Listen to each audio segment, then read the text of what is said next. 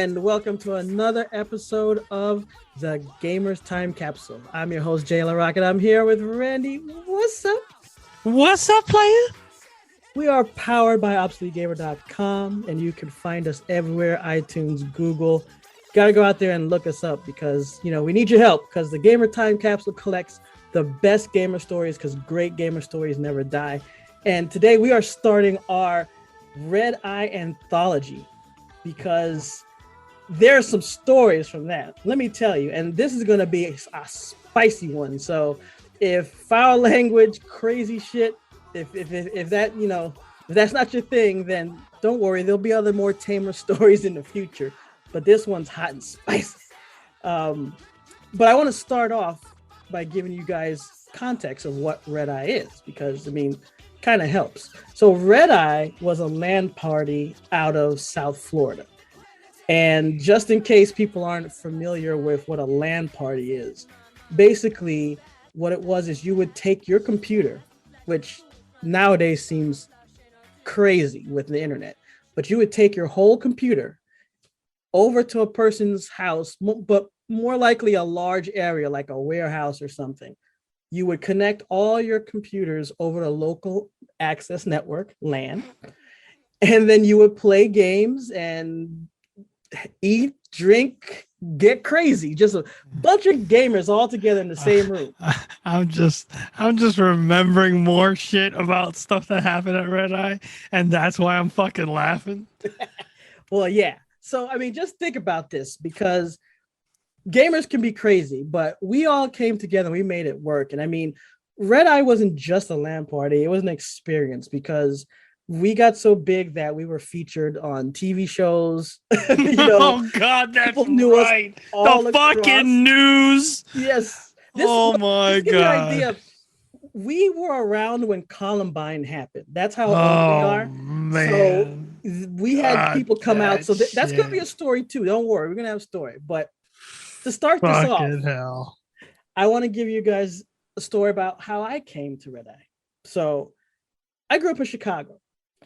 And, I got into computers, but, in Chicago, I was more basketball, trying to be on the street, trying to be cool. So I kind of kept that side of myself hidden. I'd come home and log in through AOL or something and play Duke Nukem or Commander Keen or games like that. When I came out to Miami, I didn't really know anyone. I have a Cuban background. So most of the people out here were older people. I didn't really have any young people. So I told my mom, I was like, Mom, look, I need a way that I can go meet people. And it's sure, I could try and go outside, but this is South Florida. It's burning hot. You stand outside for 5 seconds and you turn into a puddle of sweat. So I was like, would you consider getting me a computer? This will help me with school. This will help me with work. This will help me with everything. You fucking sold it on the schoolwork. Oh, yeah. Of course. Yeah. That's how you have to do it, man. That's how you have to do it. And look, the thing is that funny enough, in the end, it did true. I work in the gaming industry. I've done a ton of things with my computer. So in the end, it was true. Though I admit at the time, straight up lying about it because I was not thinking about schoolwork. So my mom went out and she put down money on a compact Presario. And this was one of those all-in-one units. But at the time, it was awesome to me because it was the first type of new computer that I've had since my Amiga and my Tandy computer from Radio Shack. So I was ecstatic. So I got the computer and I connected. And the first thing I wanted to do is I wanted to play some Duke Nukem. And I was like, oh, wow, I can play online. Now, this is during dial-up days, guys. So just keep this in mind. So first, you have to go and look for how you're going to connect. So I connect, I get online. I forgot how, but I got online. And then I was like, well, I want to play with other people. I want to give you guys an example of how a single choice can change the direction of your life. You know how someone says if you turn left, it could mean you met the perfect partner of your life. You turn right, you spend the rest of your life alone. I kind of felt like that with this search. I literally searched for Duke Nukem online multiplayer. And what came up in the search engine, and I think this was like Alta Vista, what came up was Duango, Cali, Game Spy, and I forgot. Oh, Heat. There's this service called Heat. Now, if you guys don't know what those names are, that's cool. You can look them up. But basically, what it was is they allowed you to connect to lobbies to find other people for specific games. I think at the time, GameSpy was the largest one that had a lot of people. But what made me choose Duango was the fact that it specifically said Miami as one of the lobbies. So I was like, okay, if I meet people in Miami, maybe I can make friends around instead of joining, a national one and not knowing if you live in Chicago or wherever. So that was the first one, because that was not the top search engine. The top one was GameSpy, but I picked Duango, and I jump into Duango, and then immediately I meet JB. I meet a person's code name was Wilmark, and I meet Ed, Road Racer. Oh, and Danny Dengar. Mm-hmm. So I see this group of people, and I'm like, hey. And at the time, my nickname was HTD Tech. It's supposed to be hard to detect. It was kind of a joke because I'm a big black guy. But online, you don't know that. So you don't know who I am. That was the trick. So we would play, Duke Nukem, Quake, Doom 2 over and over. And I remember at one point they're like, hey, we're starting this LAN party named ReD-EyE.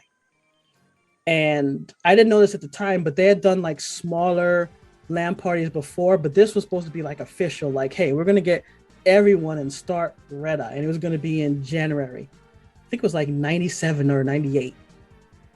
And they were like, hey, do you want to come out? Now, I didn't know what a LAN party was. I didn't know how it worked. I wasn't really scary. I admit this was where kind of like the black guy thing came in, because later on I had people telling me that, they were scared about walking up to a warehouse with their computer in Miami. Look, man, you don't know what's gonna happen. You might get mugged, man. You get stabbed a couple of times. Your shit's gone. Right. Boom. You disappear. No one fucking ever hears from you again. That's right. You be in a swamp somewhere, man. But so I'm like, okay, cool.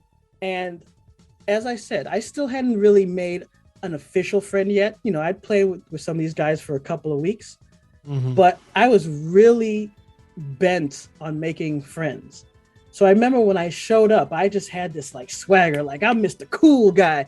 Here I am. Look at my computer.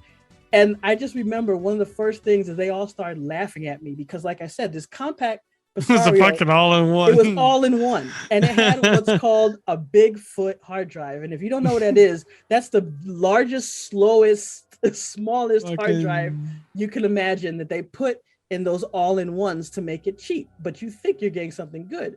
So that's the first thing. Like now let me not make it look like these guys are assholes. They were nice, very welcoming, very diverse. But when it came to technology, we all ribbed each other. So I mean, these people back then, they had Voodoo 2s, Road Racer had Voodoo 2s and SLI. I would come in there. I just had onboard video. And the Pasari only had one PCI expansion slot. Oh my God. Again, if you don't know computers, that just basically means that I can only put one thing in there. That was it. I had no other room in the computer. I mean, even a cheap computer you buy today online, you'll have multiple expansion slots to do all types of things. So that was the first thing. I was getting laughed at on that. And I want to make an impression. So I'm walking into this warehouse, and just picture this. You're in the middle of South Florida, and it's this warehouse. And it was a garment warehouse. So there's like these large, old-fashioned looking, like, sewing machines. And I swear to God, I thought it was a sweatshop. No offense to Road Racer, his people, but I thought it was, because it looked like that kind of place that you'd see in North Korea, bro. I mean, you're not wrong to assume that shit. Yeah. So it's fucking in South Florida. It's fucking hot, and them bitches ain't got AC. So that was the thing. So, look, long story short, I set up my computer. They treated me really great. We played awesome games. We did a lot of transferring of files. I'm going to keep it quiet just in case, you know, but you know what I'm saying. We were sailing them high seas, man, up in there. Man, that was one shit that I'll never forget. Man, you're making me remember more stories. Great. See, that's why I want to do this in the beginning so that to get the juices flowing. I remember that we would all do runs to like Denny's, and I remember that the first day run, we all went to a Denny's, and I mean, just imagine, you know, like 30, you know, gamers pouring into a Denny's, and they freaking out. And look, I'm still a big guy, but back then I was much bigger, and of course, everyone's looking at me because they think I'm gonna like eat the place apart or break their ears or something. It was terrible. And I remember I took my own car because I wanted to be all cool. And I remember on the way back, I like peeled out at a red light, and then I went the wrong way. So I was throwing a lot of strikes on myself. You know, I was swinging and missing. But overall, you know, everybody was nice. And I actually ended up I got my code name from their mascot. Just because I actually asked them. That was like my last ditch effort to try and make friends. I said, hey, do you guys have a mascot for ReD-EyE? And they're looking at me like I'm crazy, and that's where it stuck. They're like, they call me mascot. And I mean, there's a ton of stories starting from there, but I just wanted to give you guys an example of what it was like and how the ReD-EyE experience began. Oh man, holy hell, man. Oh shit, bro, you're like I said, you're fucking reminded me of so much like stories that that you wish you could say you made this shit up, but you just couldn't make this shit up, you know. I mean, shit. Like so the way I found out of ReD-EyE was, if you remember Homer, Carl, he was already going. So he met Ed and everybody, I want to say through Durango as well. And so I remember like he invited Carl out, and Carl like had a blast. And then he's like, hey, I know, you know, one of my friends, really cool dude, blah, blah, blah. He asked Ed. Ed was like, yep. And so he told me about it. And like, he's like, yeah, we'll go, blah, blah, blah. So like, we would hang out. Like, I think as a matter of fact, he would even like pack his computer up. He'd come over to my house. He'd spend the night at my house. We'd like network our machines together and just hang out. And then pack up all our shit, pass the fuck out, wake up the next morning, whoop, up the ReD-EyE. And so like, we're driving and I'm like, yo, we're fucking going to like, you know, that place around town when you're like, you know, maybe we shouldn't be around here type of shit. But it's where all the fucking like industrial work is because it's fucking cheap for the warehouses and shit. And it's empty when we go. There's no one else there. There ain't no one out there. Like, we were by our fucking selves out there. And so like, you know, we go in, and I remember like walking in and saying like, oh shit, it's a fucking sweatshop warehouse. I'm like, okay. And like you said, you're in Miami and shit. You're walking in with your computer and you're just like, you realize I'm in a fucking sweatshop. I'm going to get killed and no one going to ever see me again, you know? And so everybody's, hey, you know, hey, what's up? Blah, blah, blah. And so the shit that I remember is we had a spot where it was like, you walked in and off to your left was like the office. And then there was this like stairs that led up to the top of the office. And above the office was this like long fucking thing. And they had tables there. And it was like the overflow space that whenever they had filled up all the sewing machines down below, they had ones that they could take up there and keep working. And so like Ed's mom was like the one who, or his family had owned the warehouse or whatever. And so she was like, cool, use that area. It doesn't ever get loose. Just don't fuck around with the place or whatever. And so the shit I remember was taking my fucking huge ass fucking 19-inch CRT fucking monitor that weighed 900 fucking pounds. And I start going up these stairs, and I realized as I'm like going up these stairs, I'm like, yo, whoever the fuck made these stairs didn't know how to make stairs. They were not OSHA approved. These shits were like 6 inches between step 1 and step 2, then like 12 inches to step 2 to step 3. Uneven like a motherfucker. You know, then 3 inches to step 4, then 9 inches to step 5. You know, it was all over the fucking place to the point where I'm going up this bitch and I'm like, the thought in my mind is, this is where I fucking die.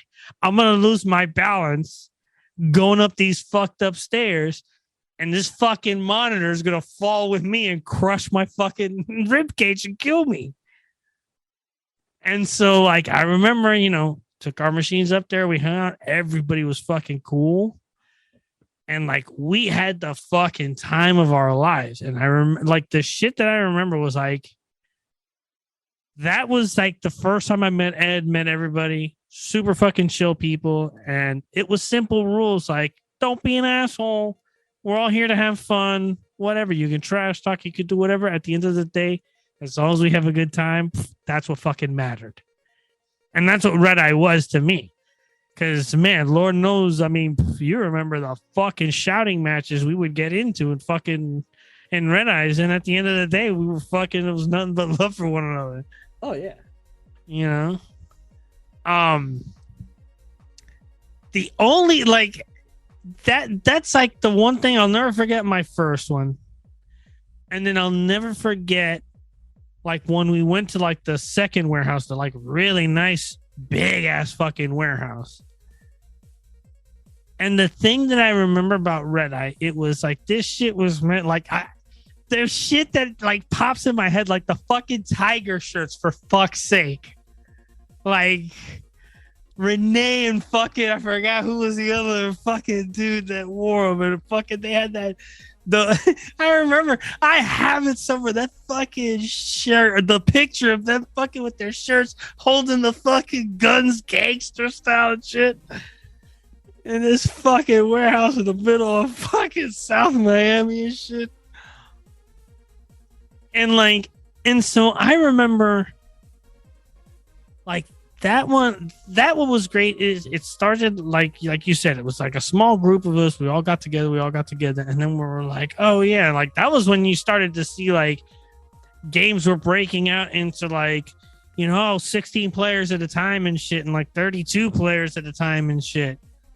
And so I remember we were just like, cool, like let's like start branching it out anymore. Okay, so if you have cool friends that you know, let Ed know, blah, blah, blah, you know.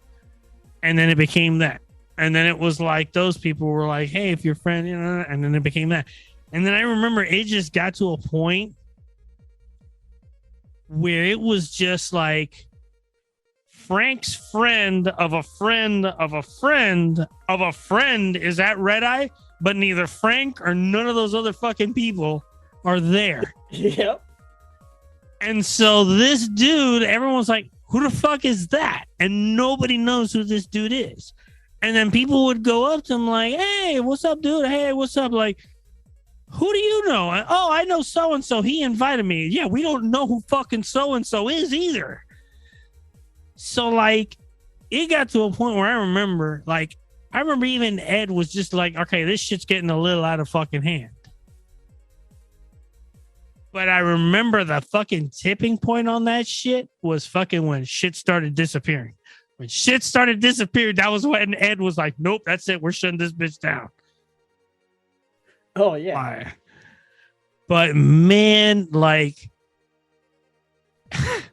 like that was when it got scary. Because like, I remember me and Carl showing up and we're like, bro, we don't recognize anyone that's already fucking here.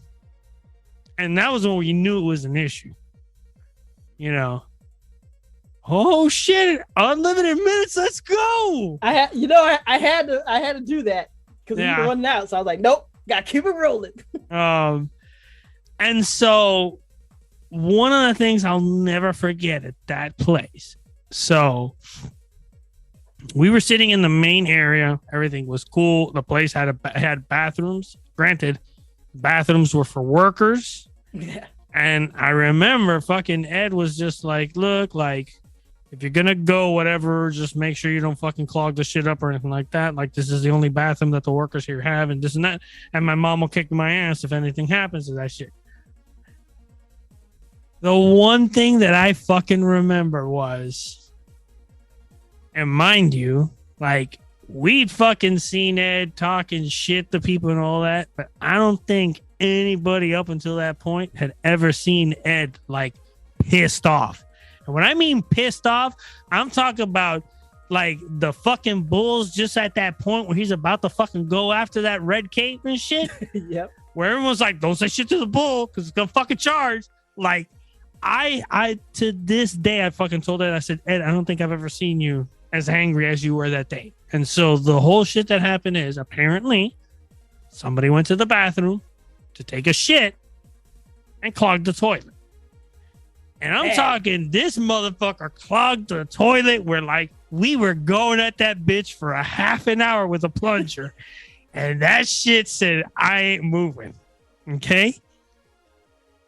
I remember we're sitting out there, and I mean, as Ed is in there plunging the fucking toilet, you're just hearing him fucking like you couldn't make out what he was saying, but you can tell he was just progressively getting more and more pissed, you know? Yep. And I remember we're sitting there and you just, and like all of a sudden you just, and everyone's like, oh shit, it's going to happen. I remember Ed come walking out of that bathroom and that look on his face, like, I'm a fucking choke a bitch. Okay. And he's just like, all right, God damn it. I don't know who the fuck used the fucking toilet and clogged this shit, but that's fucking it. He says, y'all ain't using these toilets no more. He's like, I don't give a shit if you got to go outside and shit in a coffee can. You are not going to use these fucking toilets. And like, I just sat there like, holy fuck. Like, I'd never heard Ed that fucking pissed off. And like, and I remember like Danny's trying to calm him down and shit. Like, Ed, like, nah, fuck that shit, man. I'm gonna fucking have to deal with this shit with my mom. She gonna beat my ass and this. And like, he was pissed. Like, yeah. And man, that was the last time anybody ever went to a bathroom in that ReD-EyE. Because nope, like, you legit, he was like, fucking go up the street for 2 minutes to the fucking supermarket. I don't give a shit. Like, he was pissed, man. I think there's a commercial porta potty that was like a couple of blocks away. It's like, you go use that. Bro, Ed, that shit, I'll never fucking forget how pissed off he fucking was. Because, bro, I'd never seen him that fucking mad. And, like, what was funny as shit is how, like, later on and shit, but you know, everybody starts to fucking talking and shit.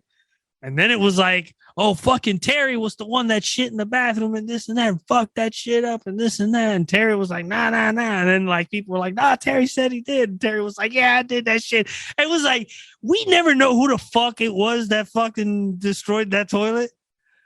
But the rumor was it was Terry. He fucking went in there and ate some fucking bad Taco Bell or some shit and just blew that toilet the fuck up. Literally. We're going to have Terry on to see what he has to say about that. I mean, I honestly, I don't know.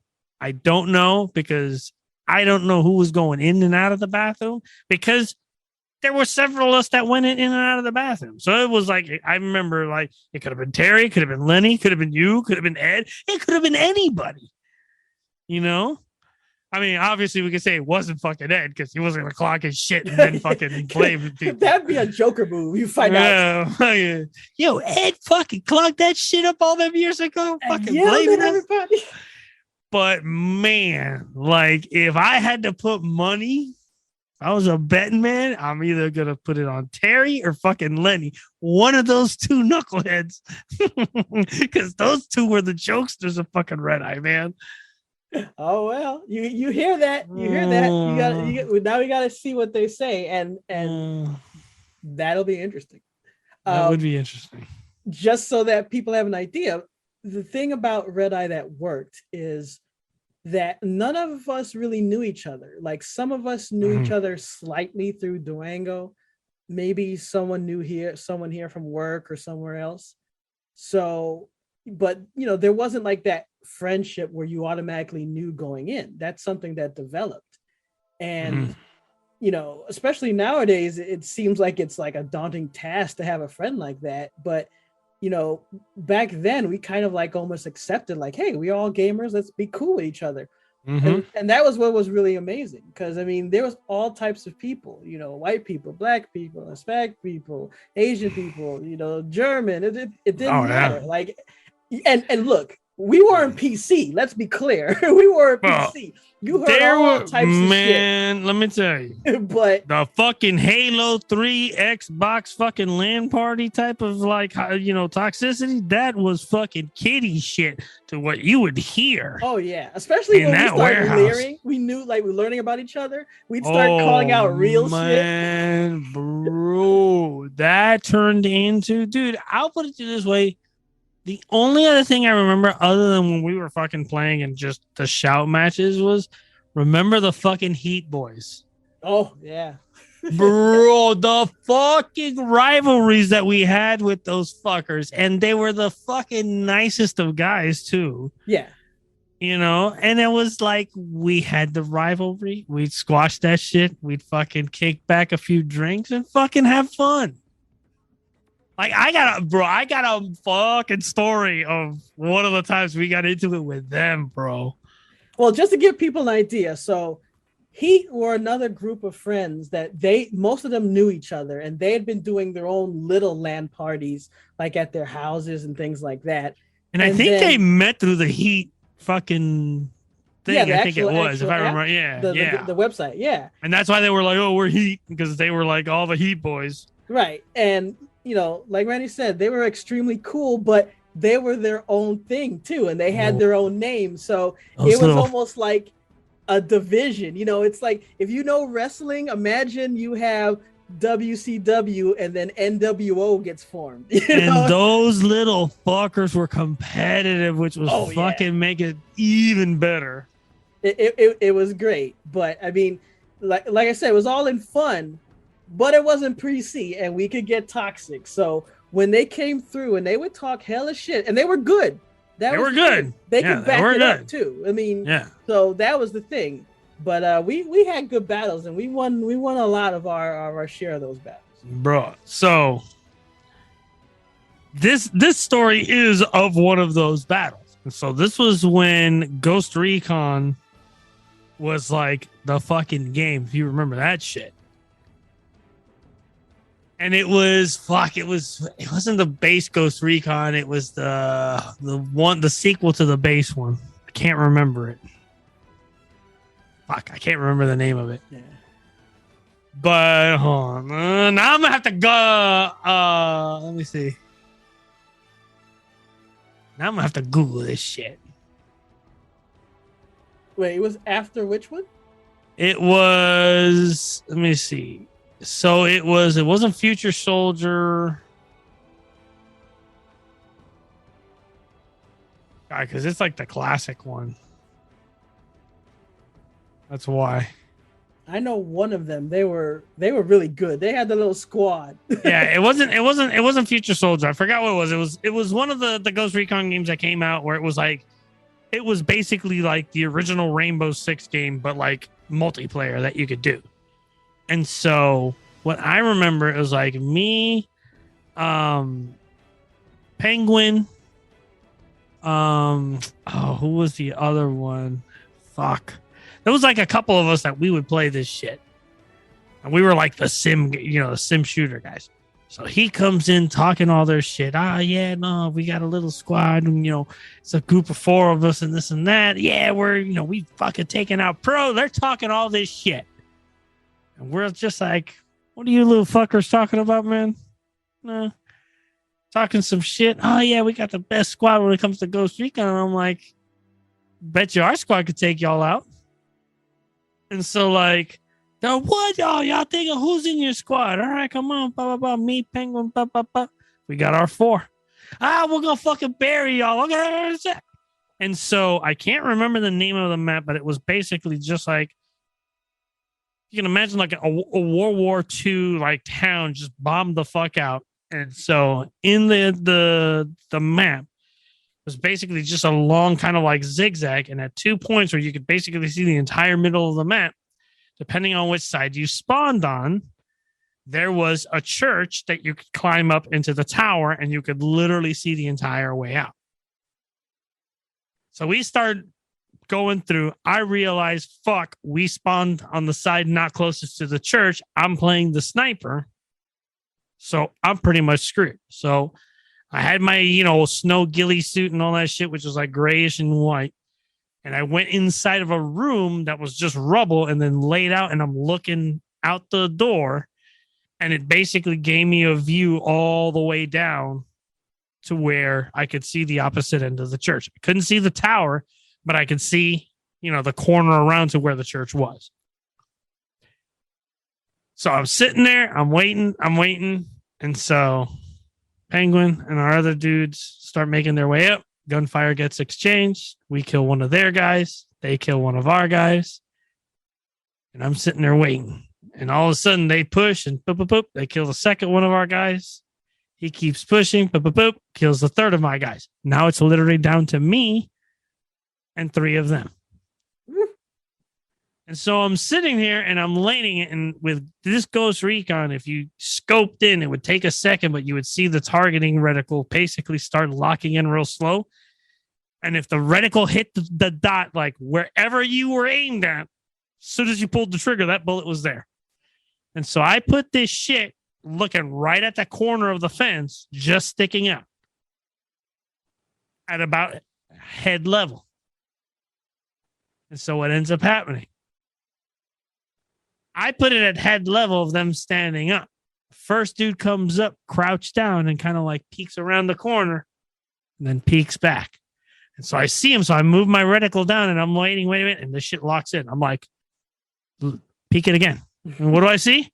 I see the little peak and I'm like, 1,000 Mississippi, click, boom, foop, dead. He wasn't even looking in my direction. And so we hear, oh, fuck, he got me, dog, shit, oh, fuck. So the other, where's he at? I don't know. I didn't see the flash or anything like that before I died. Cool. Had no idea where I was. I cocked the freaking thing. I literally keep it at the same fucking spot. Waiting a bit. About a minute or two later, what do I see? Little fucking head just peek around the corner. Look. See him doing this, look, and then he peeks back. And I'm like, all right, now I know where you're peeking from. And I sit the little reticle right there. And I'm like, peek it again. And what do I see? Little head peeks out. Boom! Before he even knows, oh, shit, he got me. Fuck, oh, shit. There's Sniper. Where was he at? He said, I don't know. I didn't see him. And I'm sitting there waiting. And so I'm sitting here. I legit was carrying the fucking sniper rifle I had and a Desert Eagle. That's literally the 2 guns I had. So I'm sitting there. And he's waiting and waiting and waiting. And I don't see nothing. So I'm like, so either he's playing the fucking slow game on this, he's not going to peek that corner, or he's playing a sniper. And so I sit there and I'm like, how can I play this out? In my mind, I'm like, how can I sit there and goat him if he is the sniper from coming out of where he is? And so I said, well, I don't know that he's a sniper, but I know what I could say, that if he is playing sniper, it'll goat him because I know how his friends will be. And so he's like, come on, blah, blah, blah. He starts this little shit talk. I'm like, look, I know where you are. You're sitting at the top of the bell tower at the church. And if you think I'm going to sit there and come at you at the disadvantage that I'm going to have because I'm going to be on the ground and you're in the height, you know what? I ain't gonna fucking risk it. But if you want, I'll fucking make my ass over there. I'll climb up that fucking church and I'll fucking shoot you dead. Unless you want to come out and fight. As soon as I said that, his 2 fucking, oh, how you gonna let him talk to you like that, dog? You better go get his ass. Come on, bro. And I'm like, I got his ass. And so what ends up happening, I'm scoped in. I'm like, I know this motherfucker is going to have to come to this corner.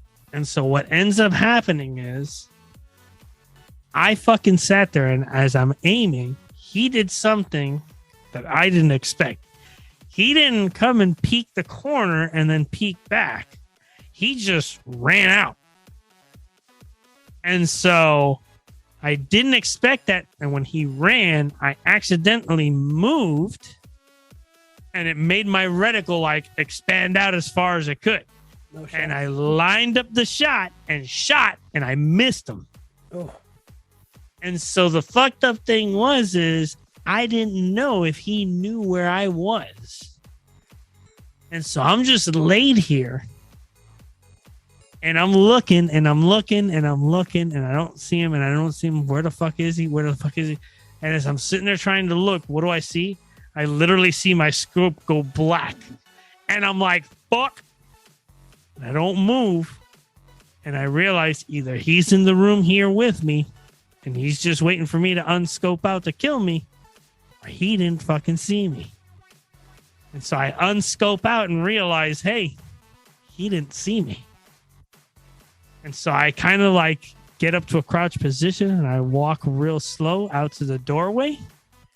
And I peek the doorway. Mind you, I still have my sniper rifle. And I got one shot in it. And I peek out and I realize when I peek out, his back is to me. And he's looking out the alley as he's going, looking at the other building. So I creep up behind him. And I start thinking, like, how am I going to do this? And I go, well, I could try and shoot him with the freaking bolt action, but if I fucking fire it from the hip and that bullet misses, I have to switch to my fucking handgun. He's already got his gun out.